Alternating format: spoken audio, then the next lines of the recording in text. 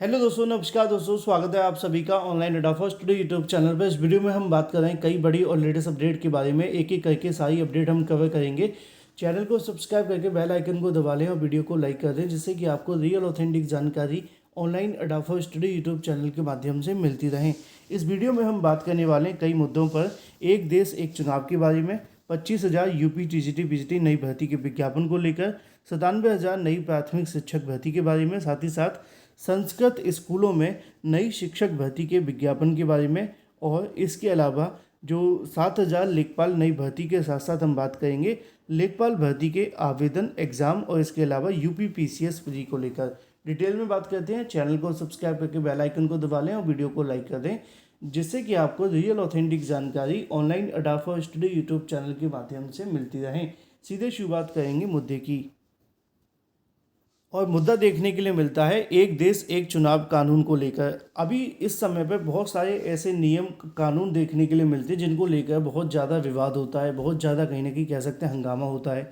आपने देखा था CA NRC को लेकर काफ़ी ज़्यादा विवाद हुआ था। शायद वो 2020 का समय था जब इस प्रकार की समस्याएं देखने के लिए मिल रही थी, और बहुत ज़्यादा कहीं ना कहीं विवाद होने के बाद में अभी थोड़े दिन पहले उस कानून को लागू किया गया, तो फिर कोई दिक्कत वाली चीज़ देखने के लिए नहीं मिली। यानी कि जब कोई नया कानून आता है तो उसको लेकर बहुत सारे नियम है। अब ये कानून फ़ायदेमंद भी हो सकते हैं, नुकसानदायक भी हो सकते हैं। मैं किसी का पक्ष नहीं ले सकता, क्योंकि मैं अर्थशास्त्री तो होने के हर मामले पे आपको बताऊं, है ना।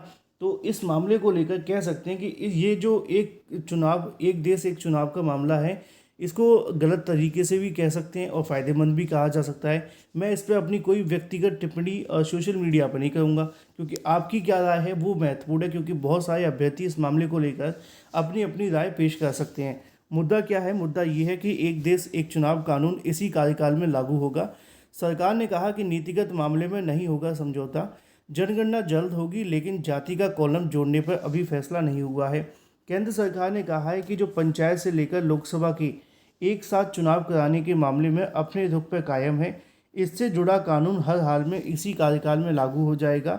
सरकारी सूत्रों ने कहा कि रामनाथ कोविंद समर्पित रिपोर्ट के बाद एक देश एक चुनाव आगे बढ़ने के लिए लगातार मंथन हो रहा है। यह नीतिगत मामला है और साथ ही साथ देश हित में आवश्यक है। समिति ने समक्ष जिन 47 दलों की विचार रखे गए थे, उनमें से 32 का समर्थन किया गया है। इसमें एक साथ चुनाव कराने के साथ साथ कानून मोदी सरकार के इसी कार्यकाल में लागू होगा। सूत्रों ने कहा कि जनगणना कराने के लिए जल्द शुरू की जाएगी। इसके संबंध में तैयारी अंतिम रूप दिया जा रहा है।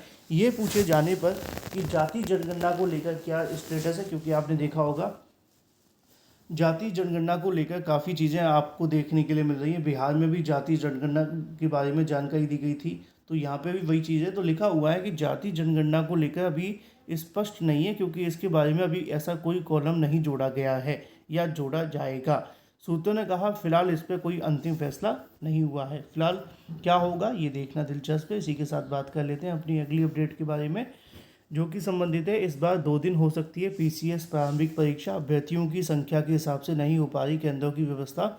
उत्तर प्रदेश लोक सेवा आयोग इस बार सम्मिलित राज्य प्रवर अधीनस्थ सेवा 2024 की प्रारंभिक परीक्षा को 2 दिन करा सकता है, और परीक्षा केंद्रों की पर्याप्त संख्या व्यवस्था न हो पाने के कारण ऐसा किया जा सकता है। हालांकि आयोग एक ही दिन परीक्षा कराने के लिए केंद्रों की व्यवस्था कराने में जुटा हुआ है। आरओ प्रारंभिक परीक्षा का पेपर लीक घटना के बाद शासन ने केंद्र निर्धारण के लिए काफ़ी चीज़ें सख्त कर दी गई हैं, क्योंकि यहाँ पे उनका कहना है कि अगर छात्र ज़्यादा हैं तो थोड़ा समय ज़्यादा ले लिया जाए, लेकिन यहाँ पर चीज़ों को अच्छे तरीके से करवाया जाए, जिससे कि बार बार जो परीक्षाओं का पेपर लीक हो रहे हैं वो चीज़ें देखने के लिए न मिलें। अब फिलहाल देखना महत्वपूर्ण होगा कि आगे होता है क्या। जो भी अपडेट होगी वो तो आप सभी को इस चैनल के माध्यम से दे दी जाएगी। ऐसे में परीक्षा 26 और 27 अक्टूबर को 2 पालियों में सुबह 9:30 से लेकर 11:30 और 2:30 से लेकर 4:30 के बीच में देखने के लिए मिलेगी। आयोग के कैलेंडर में यह परीक्षा 27 अक्टूबर को प्रस्तावित है, लेकिन पर्याप्त केंद्रों की कमी के कारण 2 दिन परीक्षा कराए जाने को लेकर विकल्प रखा है, और फिलहाल आयोग में इस मामले पर जो डिसीजन है वो देखने के लिए मिलेगा। फिलहाल जो भी अपडेट है वो आप सभी के सामने है, लेकिन 2 दिन कराए जाने पर विचार किया जा सकता है। और आयोग ने कहा था, साथ साथ सरकार ने भी कहा था इसको कराने के लिए कि अगर छात्रों की संख्या ज़्यादा है तो 2 दिन में परीक्षा कराई जाए, यानी कि 2 पालियों में या 2 दिन में। इसी के साथ बात कर लेते हैं अपनी अगली अपडेट के बारे में, जो कि संबंधित है लेखपाल के 7,000 पदों पर अधिसूचना अगले महीना, यानी कि 7,000 से अधिक पदों पर लेखपाल भर्ती को लेकर जो प्रोसेस है वो अगले माह शुरू हो जाएगा। यूपी अधीनस्थ सेवा चयन आयोग अगले महीने लेखपाल पदों पर भर्ती प्रक्रिया शुरू करेगा।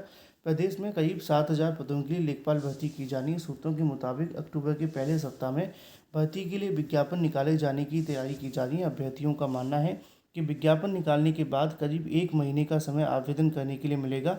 आवेदन मिलने के बाद लिखित परीक्षा आयोजित की जाएगी। सूत्रों के मुताबिक इस वित्तीय वर्ष अंत तक भर्ती प्रक्रिया पूरी कर ली जाएगी। शुक्रवार को मुख्यमंत्री योगी आदित्यनाथ ने एक उच्च स्तरीय बैठक में राजस्व विभाग के खाली पदों को भरने के लिए जल्द शुरू करने के निर्देश दिए हैं, और साथ ही साथ उन्होंने बताया है कि इसमें एक साथ लिपिक संवर्ग के जो 2,000 से ज़्यादा पदों पर भर्ती की जाएगी।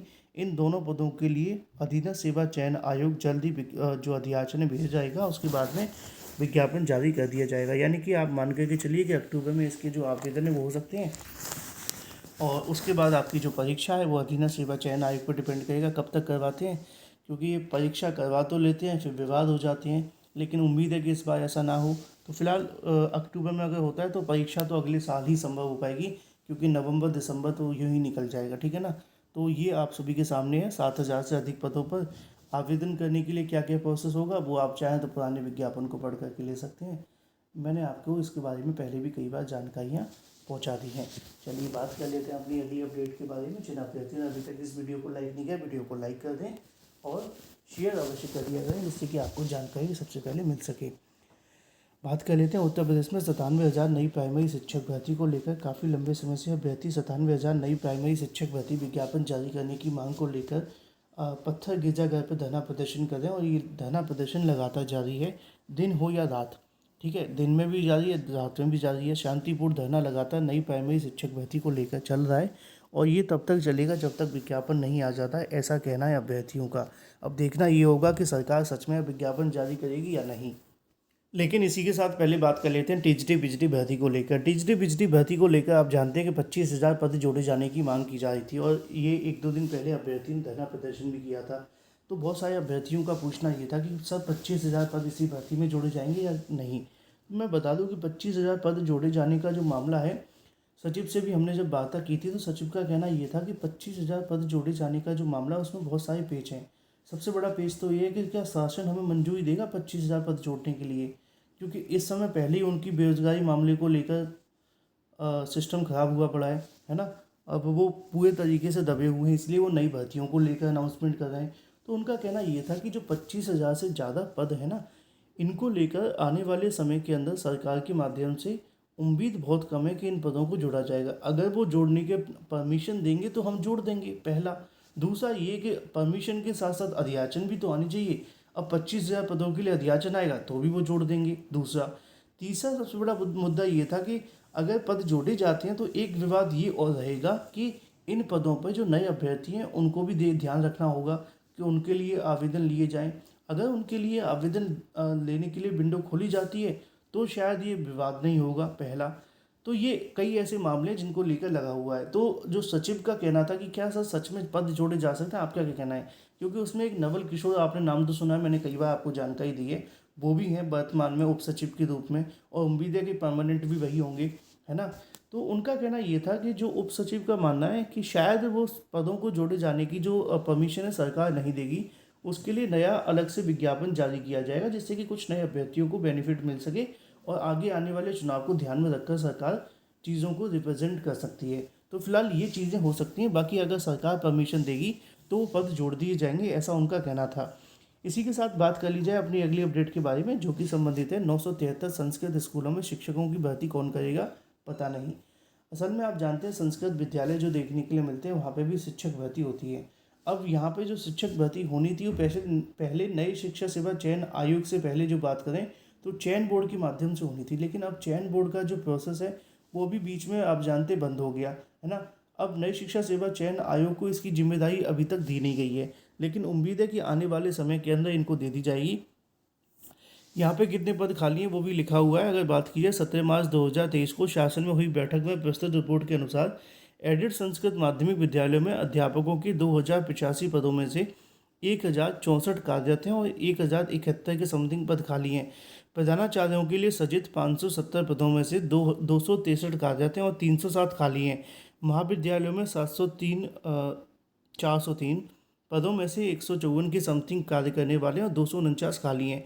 कुल मिलाकर के अगर देखा जाए तो शिक्षकों के 1889 पद हैं, है ना, और उनमें से अगर देखा जाए तो 929 पद खाली हैं। तो कुल मिलाकर के बड़ी संख्या में पद यहाँ पे भी 3-4 हज़ार पद मिल जाएंगे अगर सारे डाटा को निकाल करके देखा जाए। अब इनकी भर्ती कौन करेगा अभी ये तय नहीं है, क्योंकि पहले चयन आयोग करता था जो माध्यमिक शिक्षा सेवा चयन आयोग है, लेकिन अब नई शिक्षा सेवा चयन आयोग को अभी तक इसकी जो जिम्मेदारी है वो दी नहीं गई है। लेकिन जिम्मेदारी तो दे देंगे, लेकिन विज्ञापन जारी करने की तैयारी करें, तब तो जिम्मेदारी का कोई काम आएगा, अदरवाइज़ तो ऐसे ही है। फिलहाल ये थी आज की कुछ बड़ी और लेटेस्ट अपडेट। मिलते हैं कुछ नई और बड़ी अपडेट के साथ अगली वीडियो में। Till then take care, tata bye bye, thank you for watching this video.